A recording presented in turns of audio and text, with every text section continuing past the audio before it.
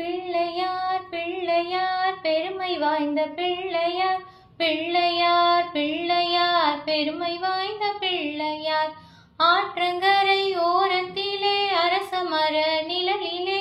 வீற்றிருக்கும் பிள்ளையார் வினைகள் தீர்க்கும் பிள்ளையார் ஆறுமுக வேலவனின் அண்ணனான பிள்ளையார் நேரும் துன்பம் யாவுமே நீக்கி வைக்கும் பிள்ளையார்